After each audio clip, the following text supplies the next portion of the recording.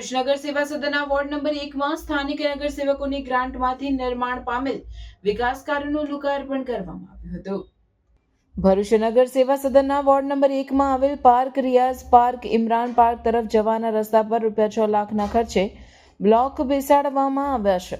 Ward number 1ના નગરસેવકોની ગ્રાન્ટમાંથી આ વિકાસ કાર્ય કરવામાં આવ્યું છે, ત્યારે તેનું લોકાર્પણ કરવામાં આવ્યું હતું। આ પ્રસંગે ભરૂચ શહેર કોંગ્રેસ પ્રમુખ સલીમ અમદાવાદી, કોંગ્રેસના આગેવાન ઝુબેર પટેલ, સ્થાનિક આગેવાન અબ્દુલ કામઠી સહિતના આગેવાનો તેમજ સ્થાનિકો ઉપસ્થિત રહ્યા હતા।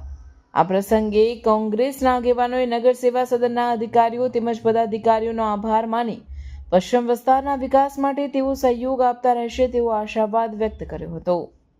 રિયાઝ પાર્કથી ઇમરાન પાર્ક નેશનલ પાર્ક તરફ જવાનો રસ્તો પર બ્લોકનું નવીનીકરણ કરવામાં આવ્યું છે। અંદાજે 6.5 થી 7 લાખ રૂપિયાનું આ કામ છે।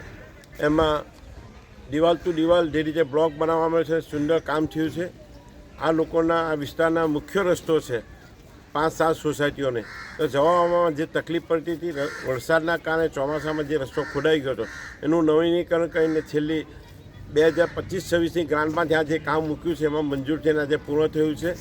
ફરીથી નગરપાલિકાનો તમામ લોકોનો આપણે આભાર માનીએ છીએ કે આમાં સાથ સહકાર આપ્યો। નગરપાલિકાના પદાધિકારી, અધિકારીઓ અને તમામ સભ્યશ્રીનો આભાર કે આ કામમાં મદદ કરીને આ વિસ્તારના કામોમાં માટે આ રીતે મદદ કરતા રહેશે અને આ વિસ્તારનો વિકાસ થશે એવી આપણે આશા રાખીએ છીએ। ફરીથી આ તમામ વિસ્તારના લોકોનો આજે આ જે તકે હાજરી તે બદલ તમામ લોકોનો આભાર।